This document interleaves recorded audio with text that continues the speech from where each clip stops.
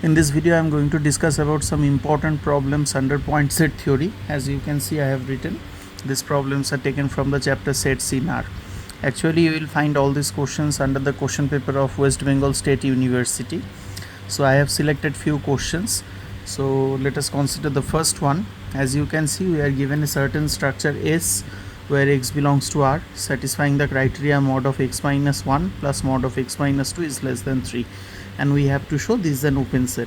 So one after another I am going to discuss about the solution. So first let us prove this criteria. Here you can see I have written the initial structure, that is whatever is given to us, that is S is equal to like this. Now obviously you, in order to show that this is an open set, you have to show each and every arbitrary point taken from this set S should satisfy the criteria of becoming an interior point. That means you can choose any arbitrary point from this set S, and if you can show that, you can construct a suitable neighborhood having centered at this point X, and then it is properly contained within this set S, then our desired criteria will be fulfilled.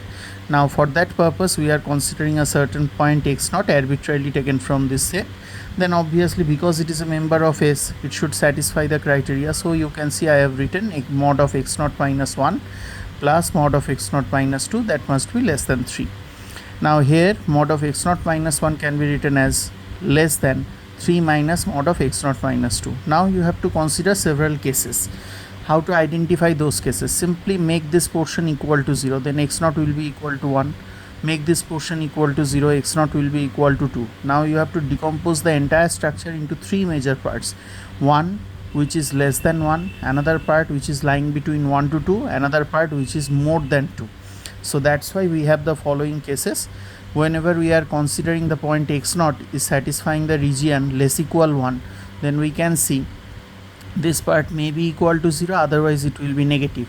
So in general, if mod of x naught is less than 1, then mod of x naught minus 1 can be written as 1 minus x naught, because it is a negative quantity.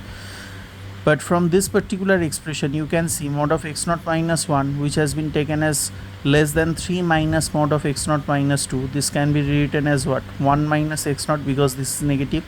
In a similar fashion this part is also negative, so we can write this one as 2 minus x naught. I have written minus x naught plus 2, these two things are identical. So from here you can easily understand 2x naught will appear, and 3 minus 2, that is 1 and 1 will be cancelled from both sides, so x naught will be greater than 0. So this is a trivial case because you are considering the modulus. Now we are considering the second range. Mod of x naught is greater than 1, but x naught is at the same time less than 2. So here the first part, mod of x naught minus 1, this should be a positive quantity because it is greater than 1, but at the same time mod of x naught minus 2, this should behave like a negative quantity. So in place of this quantity you can write this one as what? 2 minus x naught. So the entire quantity will look like x naught minus 1 less than 3 minus 2 minus x naught, because this part is negative, that's why we have this type of assumption. And x naught minus 1 less than 3 minus 2, that is 1, minus minus plus x naught, so that x naught will be cancelled, and ultimately you will get 0 less than 2. You have nothing to do with this criteria because this is a trivial relation. Now moving on to the third one, x naught should be greater than 2. In this case, that means you are going to consider the final region.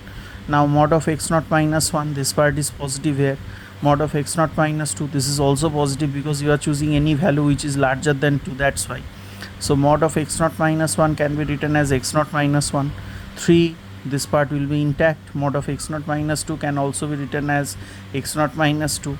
So you can see x naught minus x naught can be taken to the left hand side, so it will give you 2x naught.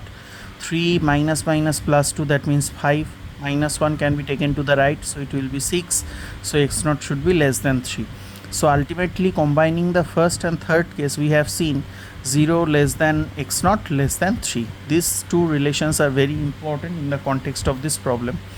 Now you can see if we have this criteria, then x naught less than 3, which ultimately implies mod of x naught minus 1 is definitely less than 2. Why? Because if you consider 3 as 2 plus 1 and 1 can be taken to the left hand side, then x naught minus 1 should be less than 2. Take mod on either side, then you will get this relation. This is actually mod of x naught minus 1. Similarly, Again you can split 3 as 2 plus 1, so that you can write mod of x naught minus 2 is also less than 1. Adding these two relations, you will get mod of x naught minus 1 plus mod of x naught minus 2, that is less than 3, which is our initial assumption. That means by means of any arbitrary point x naught, you have satisfied the given structure of S. Because you have taken x naught is arbitrary, that means for any point whenever you are choosing it from the set S, it will satisfy this criteria. That means every point is behaving like an interior point of this structure, and hence you can say, as the set satisfies, as each and every point of this set satisfies the criteria of an interior point, that means definitely the given set must be an open set. So the given structure is an open set as desired for the first problem. So this is the proof of the first one. Now moving on to the next one, this is a very important problem. If you consider two distinct sets A and B such that A is closed and B is compact, then we have to show A intersection B is also compact. Now before going through the solution, first of all you have to analyze the given information. A is closed, B is compact. What does it mean? Because B is compact, that means it is closed as well as bounded. So in view of these two criteria, you have to justify A intersection B must be compact. So let us prove this criteria. So here you can see I have written this criteria here, the same question, that two sets A and B are such that A is closed and B is compact, then we have to justify A intersection B is compact. As mentioned earlier, initially I have mentioned the given condition, because B is a compact subset of R, that must be closed and bounded. A is also closed, so we can define the property that intersection of closed sets is always closed set. That means A is closed, B is closed, so that their intersection is also a closed set. Again, from the definition of intersection, you can say A intersection B will contain all possible common elements which are common to both A and B. Now B is bounded, and consequently because of this property, A intersection B, which contains all possible common elements of A and B, should satisfy the property of boundedness. That means A intersection B is also bounded. But already you have mentioned A intersection B is closed. Now you are saying that A intersection B is bounded, and hence you can say, because of the closedness and boundedness of A intersection B, it should behave like a compact subset of R. That means if A and B are two distinct sets satisfying A is closed and B is compact, then their intersection is also compact. Now we have the third problem. Give an example of a set in R which is closed but not compact. Now here to prove this one, we are providing a certain example. Say we are taking the example of set of natural numbers. We can always understand that set of natural numbers is enumerable by nature, or in simple terms you can say it should contain infinitely many elements. So n can be treated like an infinite subset of R. Now for simplicity, we are considering all possible elements of n can be enumerated in the form of a1, a2, a3 and so on. Now we can select any arbitrary point from the set of natural numbers, and also we can select epsilon greater than 0 be arbitrarily small. Then as per definition of limit point, what can we say? Say we are selecting any point ai in general. Let us consider a certain neighborhood, obviously epsilon neighborhood, ai comma epsilon. Obviously this is the epsilon neighborhood of ai. Because we want to consider deleted epsilon neighborhood, so that's why I have deleted the point singleton ai. Now we are considering intersection with the original set of natural number. Now this n stands for natural number set, and this is nothing but the neighborhood. Now definitely you can visualize the entire thing by means of this line diagram, a1, a2, a3 and so on. All these points are plotted on a number line, in terms of number line. Here you can see I have drawn ai, and also I have shown the epsilon neighborhood of ai plus epsilon and ai minus epsilon. Now ai plus 1, it is the successor of ai, that means it is the next available point to ai.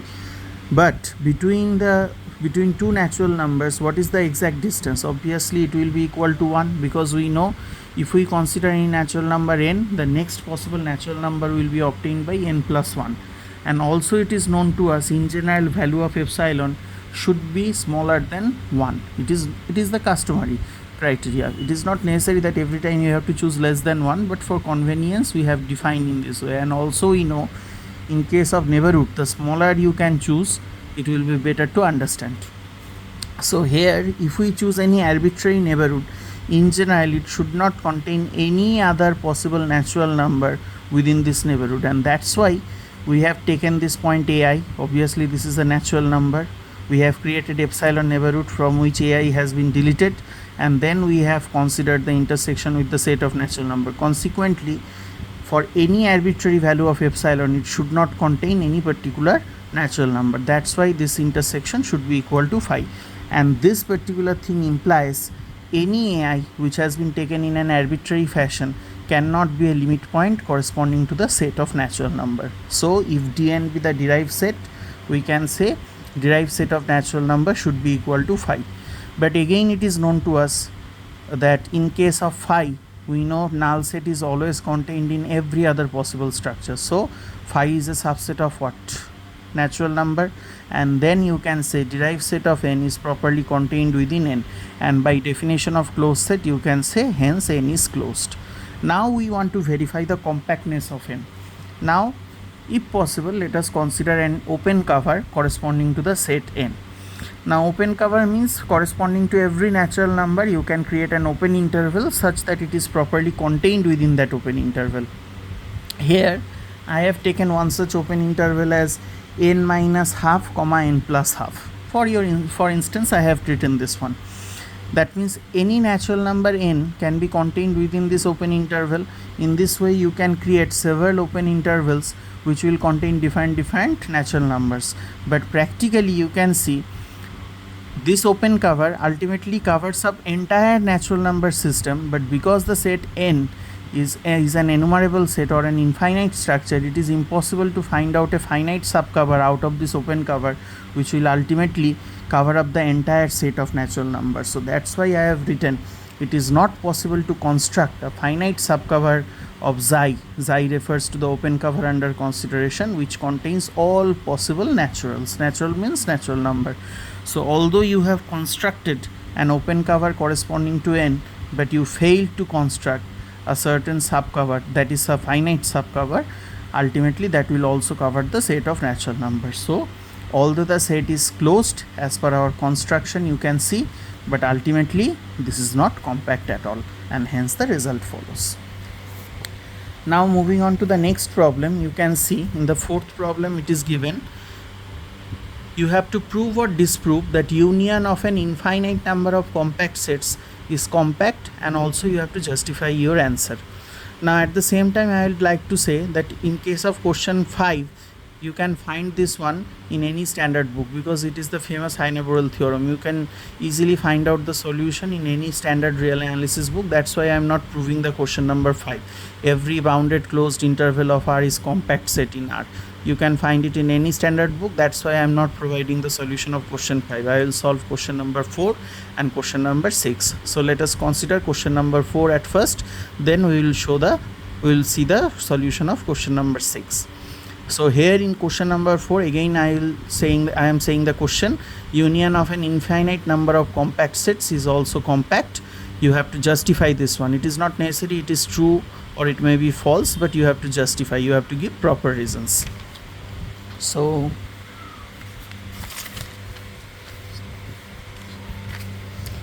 here I am considering the solution of this one. You can see I have written the question initially that we have to prove or disprove whether the given criteria is justified or not. Now here I have claimed that infinite union of compact sets in R may not be compact in R. Obviously you have to provide certain counter example to justify this one. For that purpose I have considered a certain set an. An is what? Minus n comma n closed. Obviously n is a natural number. So you can see as per our construction it can be minus 1 comma 1, minus 2 comma 2, minus 3 comma 3 and so on. That means each and every n is a closed and bounded structure within R. So also you can consider this is a closed and bounded interval. Now if you consider minus 1 comma 1 or minus 2 comma 2, minus 3 comma 3, and if you take their union in this way, ultimately it will cover up the entire structure. Now it is already known to us by using Heine-Borel theorem that every closed and bounded subset of R must be compact. So by this property we must say that each and every n should be a compact set in R, and hence you can say if you take the union of all such n, obviously that union should be an arbitrary union, then it will be ultimately equal to R, and that means ultimately union of compact structure is again compact, but it is not so, because we know the set of real numbers is not compact at all, and that's why we can say infinite union of compact sets in R may not be a compact set. So by means of this example we can justify our answer. So this is another important short question. You can go through the solution of this one also, and finally we are going to prove the last one, that is question number 6. As mentioned earlier, I am not discussing question number 5 because it is the standard proof of Heine-Borel theorem. You can find it any book. So every open set is an union of open intervals. Now here I am going to consider any non-empty set A. Let us choose any arbitrary element taken from this set A. It can be x1, x2, x3, or it can be anything. For instance, I am choosing x lambda. Now x1, x2, x3, if we choose all these points and if we imagine singleton subsets corresponding to these elements, and let us consider A can be taken as the union of all such singleton sets, then we can write A as union of singleton x lambda. Obviously lambda belongs to index set capital lambda, so we can write capital A is the union of singleton x lambda. Obviously again I will say that lambda is the index set. Now here A is open as per our assumption, and that means it should behave like a neighborhood of each of its points. So that means whenever you are choosing x lambda from capital A, there should exist a suitable open interval which will contain this particular point x lambda, or in other words you can say x lambda should be contained within ix lambda. Ix lambda stands for a suitable open interval which itself contained within A. That means ix lambda is a part of A for each and every possible lambda belongs to index set capital lambda, because lambda is arbitrary.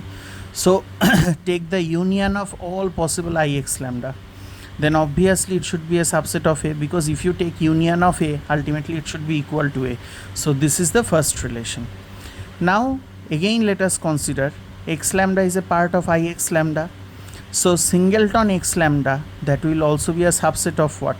Ix lambda. Now here you can see the difference. Whenever I am considering this one as an element, I am writing this one belongs to. This part is belongs to. But whenever I am writing singleton set, I am using the subset notation. So whenever you are taking the union of x lambda, then you can take the union of ix lambda also. But union of x lambda, as per our construction, this is nothing but A.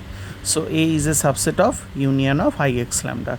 So we have already obtained the reverse relation in equation 1. Now we have obtained equation number 2. Combining 1 and 2, we can say A is nothing but equal to union of ix lambda. That means any open set A can be expressed as the union of all of its possible open intervals ix lambda, and this is nothing but the desired criteria as mentioned in the question. So these are the solutions of these problems. Hope you find all these solutions useful for your examination point of view. Thank you.